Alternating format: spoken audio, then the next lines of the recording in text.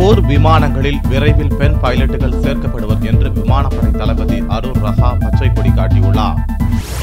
இந்திய விமானப்படையின் 83வது ஆண்டு விழா கொண்டாட்டம் டெல்லி அருகே காஜியாபாத்தில் உள்ள ஹிண்டன் விமானப்படை தளத்தில் நடந்தது. இந்திய ராணுவ தளபதி தல்பீர் சிங் சுகாக், கடற்படை தளபதி RK தோவான் மற்றும் முன்னாள் கிரிக்கெட் வீரர் சச்சின் டெண்டுல்கர் உள்ளிட்டோர் கலந்து கொண்ட இந்நிகழ்ச்சியில் விமானப்படை தளபதி அரூர் ரஹா பேசுகையில், போர் விமானங்களில் பெண் பைலட்டுகளை ஈடுபடுத்த முடிவு செய்யப்பட்டுள்ளதாக தெரிவித்தார். போர் விமானங்களில் பெண்களை சேர்ப்பது இந்திய இளம் பெண்களின் விருப்பங்களை பூர்த்தி செய்வதாக இருக்கும் என்ற ரஹா, இனி இந்த விஷயத்தில் இறுதி முடிவெடுக்க வேண்டியது அரசுதான் எனவும் கூறினார்.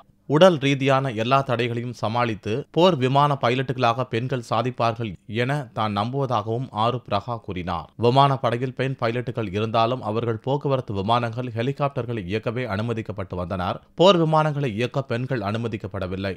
போர் விமானங்கள் மூலம் போரில் இந்திய பெண்கள் ஈடுபடும் காலம் வெகு தொலைவில் இல்லை. இன்னும் ஓராண்டுக்குள் போர் விமானங்களில் சேர்க்கப்பட்டாலும் பயிற்சி முடித்த போர் விமானங்களை இயக்க 3 ஆண்டுகளாவது ஆகும் என்றும் அவர் கூறினார்.